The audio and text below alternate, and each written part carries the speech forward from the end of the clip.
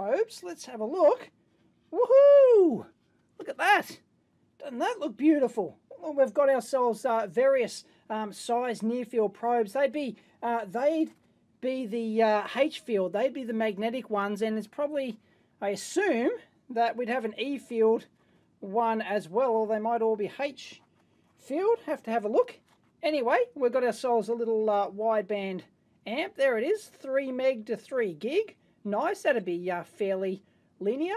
So basically, oh, well, I'll explain and maybe demo this in a minute, but well, it looks like we've got an SMB connector on the end here, and we whack that over to the RF input, and then we hook the RF output, of course, up to our spectrum analyzer, and we can get do EMC pre-compliance with this sucker. There we go. We've got ourselves an adapter cable for our spectrum analyzer and a USB cable to power it. And let's have a look. We've also got a manual here, near-field probes. Yeah, H and E field. Okay, so yes, the smaller one must be the E field probe, because there's two types of measurements you can do with these things. H field, which is your magnetic field measurements, and E field, E for electric, of course. So you can do your electric field measurements, and they're basically two separate tests. And the reason you're going to get different size, I assume that these are all your H field ones. The reason you get different size ones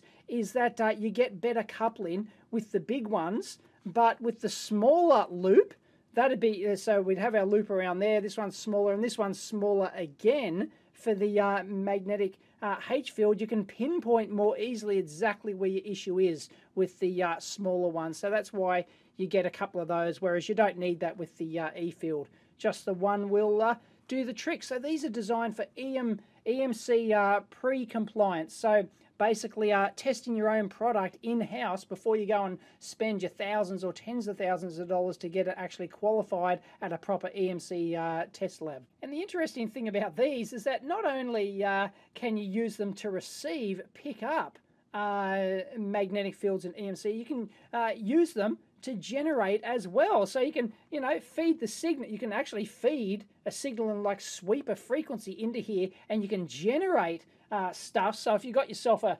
PCB, it's just a random PCB lying around, then you can actually generate a field in here and actually try and couple that into your product, so you can test for electromagnetic conformity in that way, that external magnetic fields at a certain frequency, or as I said, you can sweep it over a frequency, don't interfere with your product under test. So they can be used for sensing fields as well as generating them as well, if you want to use them in the reverse direction.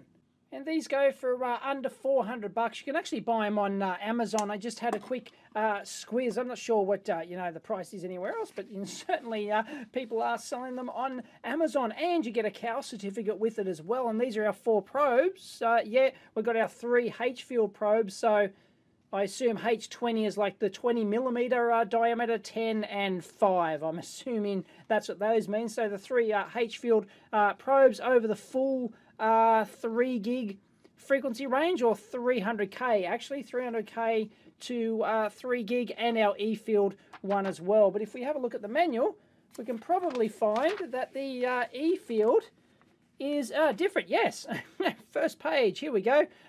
This is what I'm talking about. So what your magnetic or H field probes are going to give, they're going to give an output power in dBm versus frequency. So this is the response for the different size ones. So there's a 20mm one like that, which drops off at about a gig there or thereabouts, and the various sizes, and then for a given field of 1 microtesla. So if a known input field, a known input magnetic field in teslas will give out a certain output power dBm versus frequency, whereas your E field probe, your electric field probe, is basically entirely different because it's an electric field which is volts specified in volts per meter. So once again, you'll have an output power here versus frequency for a known field, a fixed known input field of 1 volt per meter. But not only are they useful for like just bare PCBs like that to check traces and and components and all sorts of aspects to your PCB design, they can be used on final enclosures like this. So you can actually go around and find that, okay, we got some leakage around these RCA ports here, or around our HDMI, for example. So, but it's an art in its own right, actually doing a proper EMC pre-compliance measurements. And I could do, there'd have to be hours and hours of instructional videos to actually, to go through all the ins and outs of that. But yeah, these things are really very nice. If you're developing products, it's a really cheap way to, make sure you're at least in the ballpark before you go to your EMC test house, and you can spend, like time and money. Of course, time is money, so even more money by going there. So you can make sure your design is, have a good chance of success. But of course, you've got to understand the various standards and specifications and how to do the measurements and all that sort of stuff. So maybe all that stuff is on the TechBox website. So with a cheap spectrum analyzer like this Rigol DSA 815 and a near-field probe kit and the listen devices I've done a separate video on, also from TechBox as well, which I'll link in down below for EMC pre-compliance. I already have one video on that, but these are your for under $400 to get one of these near-field probe sets, you can do complete EMC pre-compliance for like well under $2,000, and that is, like, trust me, that's unheard of. I mean, it cost an absolute fortune just 5 or 10 years ago. You had to have a real high-end spectrum analyzer, but now they're really cheap, and these have got you can buy the EMC pre-compliance plugin for this as well, which helps you more easily meet the standards and stuff like that. But anyway, this won't be a proper video on EMC pre-compliance, just playing around here to see what we do. And I've got my E-field probe in here,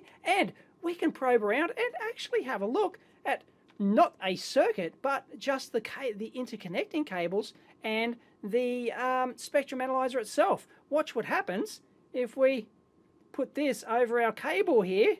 Look at that.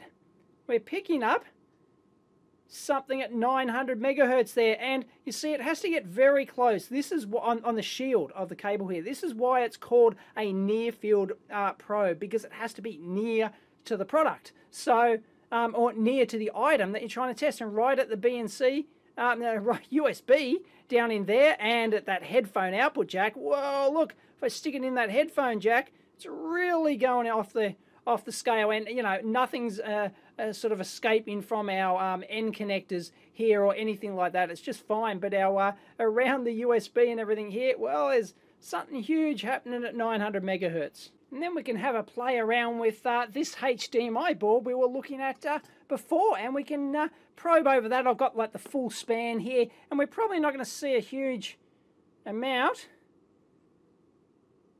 Get over the crystal there. Yeah, there's something happening down at the low end, as you'd expect. So this is over the full 1.5 gig. So let's go down to the low end and see what's happening down there. If we probe our crystal again, bingo, look, we've got a peak there at 36.85 megahertz. And that's not surprising, because this is a 12.28 megahertz. So one third of that frequency. So we must be getting a harmonic there. So expand that out. And here we go. We've got our fundamental here around our clock there, our crystal, and that's at 12.2. Well, it's marked 12.28. We're getting 12.23 megahertz there, near enough. And then we've got one of our harmonics here at 36, at a multiple of that, of course, 3 times that, at 36.96 megahertz. So you can actually probe around not only parts, but you can follow traces and things like that and find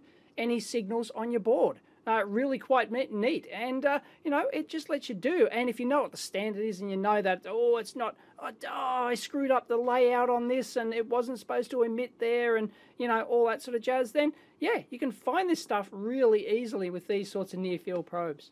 Now, the way you typically use these is that your E-field probes are basically for very close direct contact here, which is why we're seeing nothing until we go like directly over the crystal there. So you can pin, like track down like maybe individual pins or individual traces on large scale stuff. It's harder on, you know, really fine surface mount stuff like this to try and pick it up. Whereas your magnetic field, your H-field probes are designed to pick up your larger loop areas, like your ground loop areas, which is one of the big things for EMC compliance, is that you have to keep the golden rule of PCB layouts, keep your ground loop or your loop areas small. So and that means going from your power supply all the way out. The loop area includes your ground on here, includes your ground system plus the power wires to get there and any signal stuff. So it's an entire, you know, where the current flows in the entire loop, and that's where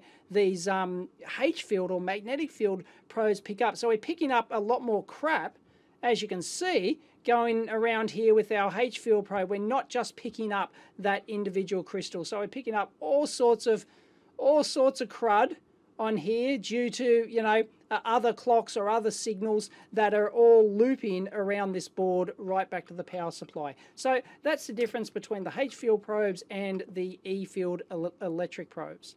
And one of the things you can do too is you can use demodulation functions on these. A lot of the old greybeards do this. They will plug in some headphones here. That's why it's got a headphone port, so you can demodulate the signals and you can actually listen to it. And you know, all your greybeards will go around, you know, scanning the board, listening in their headphones, stroking their beard with their other hand, with their third hand, and going, yeah, there's your problem.